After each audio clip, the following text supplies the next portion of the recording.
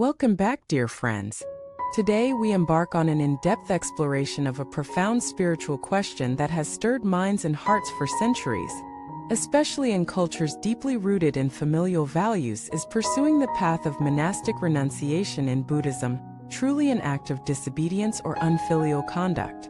This topic invites us to reflect not only on traditional notions of filial piety, but also on the deeper meanings of love, responsibility, spiritual freedom, and the nature of true compassion. The tension between filial piety and spiritual aspiration is particularly poignant in Eastern societies, where honoring one's parents is not merely a social expectation but a moral imperative. In such cultures, the act of leaving home to pursue monastic life, especially against one's parents' wishes, is often perceived as a betrayal of duty, a denial of gratitude, and a rejection of one's familial obligations. But is this perception the ultimate truth? Or does the Buddhist view of filial piety operate on an entirely different plane? Could it be that renunciation, when rooted in authentic spiritual calling, is not the abandonment of filial love but its transcendence?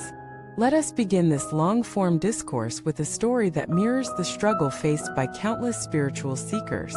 Imagine a young aspirant, raised in a loving household, whose heart burns with a yearning to break the cycle of suffering through the Dharma. His parents, while proud of his moral character and kind disposition, are devastated by his decision to renounce worldly life. Who will care for us? They ask. Is this not a selfish choice? His dilemma is real, complex, and deeply human. Yet, Buddhism teaches that the greatest compassion is not merely to soothe worldly suffering, but to liberate all beings, including one's own parents, from the bondage of samsara. Within Buddhist doctrine, there exists a teaching that might seem paradoxical at first glance. One child who enters monastic life brings merit to 9 generations of ancestors. This ancient verse, far from being a pious exaggeration, reflects the profound karmic impact of genuine spiritual practice. A renunciant who walks the Eightfold Path with sincerity and depth generates immense virtue, which can be consciously dedicated to their parents, both living and deceased. In this sense, filial piety is not negated, but expanded, transcending the limitations of material caregiving and reaching into the realm of spiritual liberation. But this does not imply that Buddhism disregards worldly expressions of filial devotion. Quite the contrary. The Buddha himself, despite having left home, returned on multiple occasions to teach and care for his father, King Suddhodana. In his final days, the king received the Dharma and passed peacefully, liberated from the bonds of worldly craving. This sacred gesture exemplifies Buddhism's dual perspective on filial piety. Both worldly and transcendental expressions are valid, but the latter offers ultimate benefit. Now, what if parents oppose the child's renunciation? Should the aspirant abandon their path? The scriptures advise that genuine spiritual aspiration, when motivated by compassion rather than escapism, should not be suppressed by fear or guilt. If one's goal is not self-serving but deeply rooted in the wish to end suffering for all, including one's family, then even a path that appears to cause temporary pain may ultimately be an act of supreme love. The Bodhisattva ideal, after all, is founded upon the willingness to endure misunderstanding, separation, and sacrifice for the sake of deeper freedom for self and others. It is important here to distinguish between superficial disobedience and spiritual maturity. To act against parental wishes out of pride, rebellion, or negligence is certainly not virtuous. But to walk a difficult path with humility, sincerity, and dedication to the well-being of others, even when misunderstood, may reflect the deepest form of filial gratitude. Buddhism does not teach blind obedience, or it teaches awakening. And sometimes, awakening demands courage that even love must temporarily resist. Indeed, many great masters in Buddhist history were initially opposed by their families. Venerable Xuanzang faced resistance when he left China to seek scriptures in India. Master Huaining was ridiculed for his lowly background. Yet their perseverance brought immeasurable benefit not only to themselves but to millions of people, including their own lineages. Their disobedience was not abandonment, it was transformation.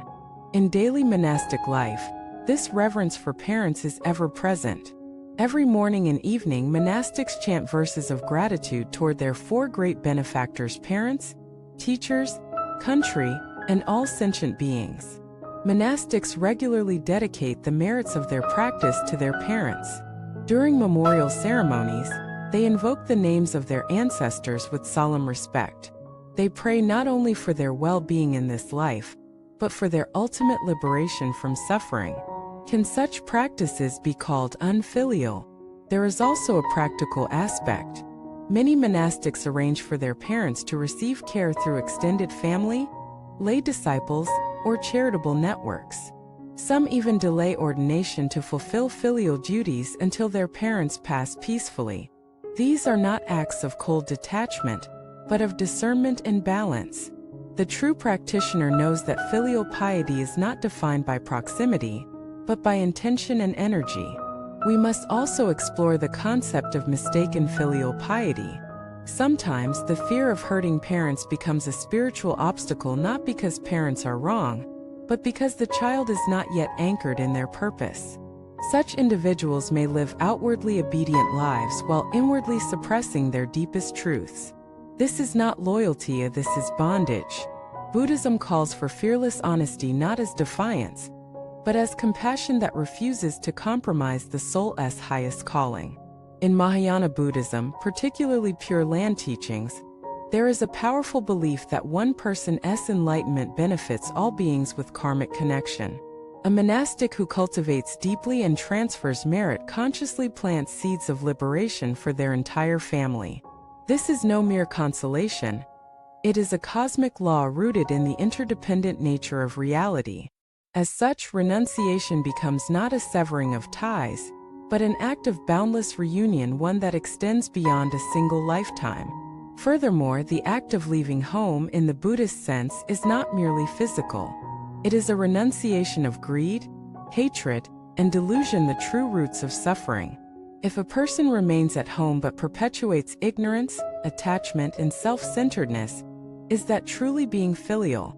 Conversely, if one leaves home to awaken, to serve, and to bless others, including one's parents, with wisdom and compassion, is that truly being unfilial? Consider also that life is impermanent. All relationships, no matter how dear, will end. Clinging to impermanent forms while ignoring eternal truths is not love, it is fear disguised as duty. Buddhism invites us to love more deeply by loving more freely, not withholding our spiritual light for fear of upsetting those we cherish. In the end, the question is not whether leaving home is filial, but what kind of person one becomes after leaving. If one becomes bitter, lazy, or escapist, then yes, it is a betrayal. But if one becomes radiant with compassion, wise in action, humble in heart, and generous in spirit, then their life becomes a sacred offering not only to the Dharma but to their parents, their ancestors, and all beings who came before. So let us rethink filial piety not as obedience, but as awakening, not as sacrifice, but as offering, not as clinging, but as liberation. Thank you for watching this video. May you walk your path with clarity, devotion, and boundless love for your parents, your lineage, and all beings. See you in the next episode.